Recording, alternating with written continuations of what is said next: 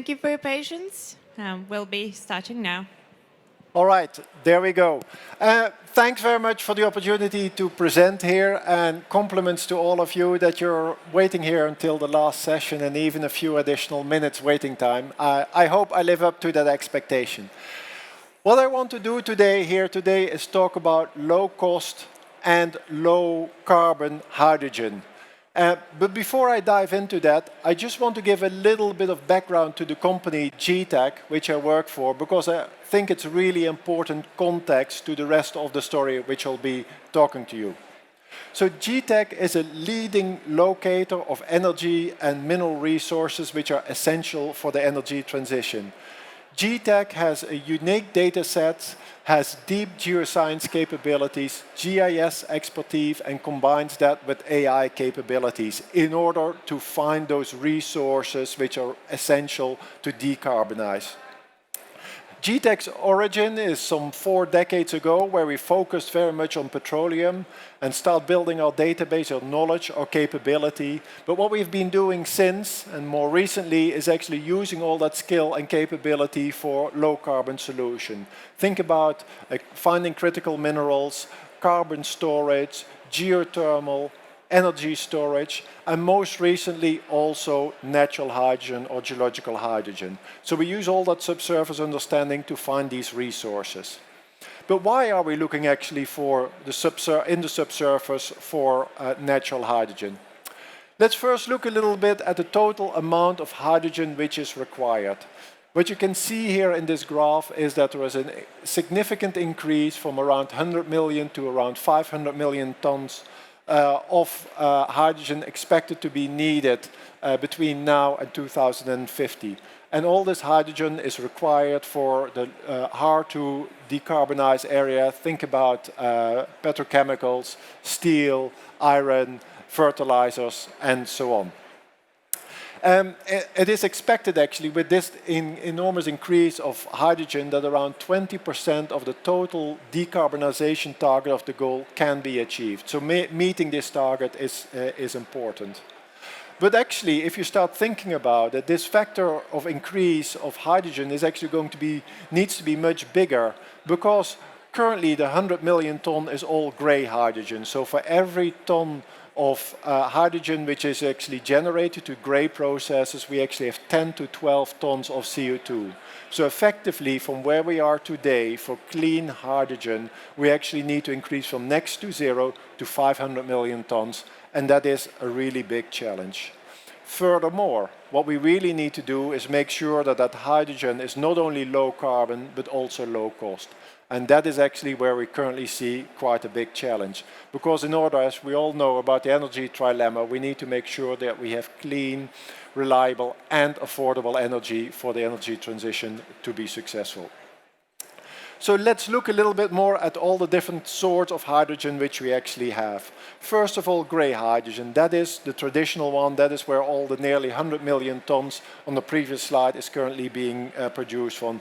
It is relatively cheap, maybe on average around $2 per kilogram, but it has a pretty high CO2 emission. If we then look further at blue hydrogen, that's the next step, if you like, in our cycle in getting to where we want to be. Blue hydrogen is the same as grey hydrogen, but what's happening there is that the CO2 which is generated is actually captured and stored underground. Unfortunately, in the process of capturing that CO2 and storing it, quite a lot of additional energy is being used, so it is not as low carbon as we would like to be. Some authors are actually argue that it is as bad as grey hydrogen. So certainly that's not the solution, because the costs are pretty high as well, given that we need to store all that CO2 generated as part of the process. Then we get to green hydrogen. Green hydrogen is indeed low carbon, and green hydrogen is what we generate through electrolyzers, and that electrolyzer is then being run on a green energy source, being it wind, being it solar, or maybe hydro. But the problem which we're currently seeing is that green hydrogen is not cheap. A lot of projects, all started with great enthusiasm, are stalled in taking final investment decisions because there's not the offtake, and the offtake is not happening because the price is too high, at least 3 times as high, sometimes even more. And that is really a problem for many of these projects. So what we need is something in that bottom quadrant, and that is where natural hydrogen, geological hydrogen or white hydrogen can come in. So it seems to be the perfect solution. But is it really credible? Is it really something which is out there? Well, if we actually look at the press over the last half year, they're all talking about it. In the last 6 months or so, you see articles from the Financial Times, Economist, Wall Street Journal, and so on, all talking about this new phenomenon. And actually, the Geological Survey of the United States, USGS, says there's enough natural hydrogen underground to meet all the demand for more than 100 years. So the potential is absolutely there. But can we actually get to it? Is it worth investing into? Well, if we look then a little bit at where's the money flowing, we actually see that there is an enormous amount of startups going after natural hydrogen. They're from maybe 10 in 2020, there are nearly 50 different companies out there now looking in the subsurface for natural hydrogen. In addition to those, a lot of oil and gas as well as mining companies are starting to look for it as well. They might be a little bit more discreet about it, they don't want to talk too much about it. But if you start looking who is actually sponsoring all kinds of university programs, you start seeing that they're active in this as well. And of course a lot of service companies are joining into that because they do see the potential in this. And just to put some numbers to it, Coloma, you see there in the top left hand, is one of those leading exploration companies. In its original capital raise got 100 million, and last year it got another 250 million from the investors like Breakthrough Energy Fund, maybe well known from Bill Gates. Bezos is investing in it, United Airlines, so it is really attracting capital. So then the question might be, that's great that all those companies are going after it, but where is it really based on? So if we start looking at the history, the research which has been done into this, there's actually decades of research has gone into natural hydrogen. But in many cases, or until fairly recently, there was not much attention on this.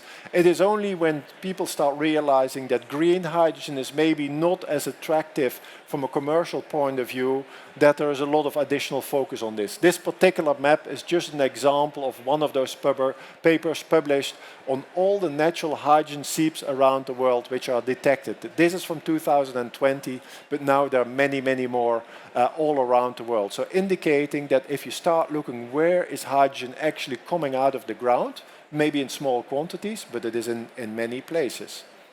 But what is actually the case is that there is, at this moment in time, only one commercial field. You see that indicated there with the text, Burakabugu. That's a small village in the center of Mali. So let's have a look at that particular successful discovery.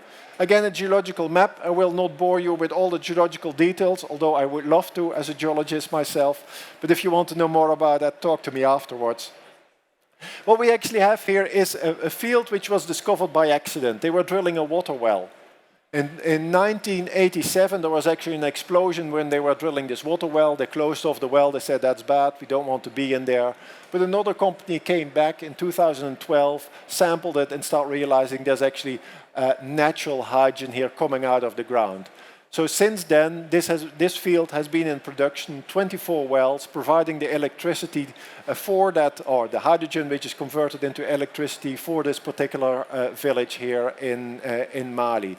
And interestingly enough, while this field has been producing now also for around 12 years, there's no decrease in pressure, which means that there is still the generation of hydrogen in the subsurface, which makes sure that actually that field continues to be filled. So a very natural reoccurring resource. Also, the hydrogen is not consistent in its mixture, if you like. It varies a little bit per well, again indicating a very dynamic system. So that's a key indication or key lesson to take away here for what we're looking for in successful natural hydrogen exploration. But you can ask the question, and I think it's a fair critical question, only one field, is that really something to go after? The world has drilled, estimated around 3 million wells, either for oil and gas or deep water wells. Why haven't we found more? And I think it's important to keep in mind that there are a lot of very reasonable reasons why that's not the case. And you see them listed here. I don't necessarily want to go into detail given that the short time which we have, but the bottom line effectively is we have not been looking for it. You saw the previous picture that there is actually enormous amount of hydrogen actually seeping out of the ground. And we might have made additional discoveries in the past where there were maybe explosions or these kind of things, and we simply have overlooked it. So now with different kind of eyes, with a different kind of mindset, knowing how success looks like, we can actually start hunting for it. And that's what we do at Getech.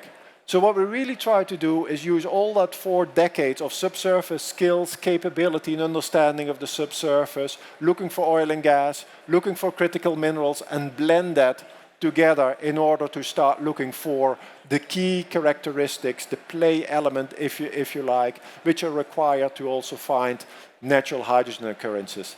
Again, I will not go into great detail on all the different kind of elements, but the bottom line is that we can hunt for this. We can predict, based on existing data, where is it very likely that you actually are going to find natural hydrogen. So that helps quite a lot with exploration. There's a different approach. The previous one was predicting. You can also start detecting it. So you can also go in the on the surface and start looking for signs of it. That actually might be that you poke holes in the soil and start measuring, is there any seep coming up? There are actually indications in the surface. If you start subcircular features, also called fairy circles, if you start seeing these, they might be indications that vegetation is changing due to the fact that hydrogen actually is leaking out.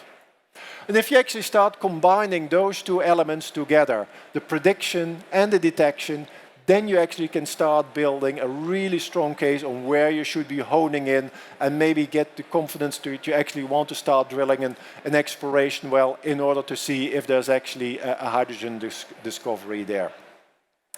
So what we actually have built based on this, and again the experience which we have in looking for other natural resources, is a whole workflow which starts off from regional exploration, looking at the prediction, looking at the detection, then looking actually at the above ground, because we all know, for example from green hydrogen, that it's really important to also have the offtake in place. We need to understand the fiscal regime, we need to understand the potential customers in order to be able to sell the hydrogen. And based on that technical, geological, economic evaluation, then we can actually decide, yes, we either want to acquire additional data, do a seismic survey, or start drilling that well. And of course, based on success of that, you might have a successful development. So that's the approach which we apply. We've been applying it now in various places around the world. We work for the large companies, we work for the small companies, and really hope to find more of those burikabugus. So to sum it all up, natural hydrogen is an emerging opportunity but with transformational capabilities. Natural hydrogen is carbon-free, it is fully aligned with the energy transition, it is globally abundant in the subsurface, we have proven discoveries and we have a chance of making many more. We need to take into account that the systems might actually be slightly different than what we have seen in oil and gas, but the potential is very large and we welcome working with companies who want to explore for natural hydrogen. With that, I think my time is up and I thank you for your attention, and if you have any further questions, don't hesitate to get in touch. Thank you.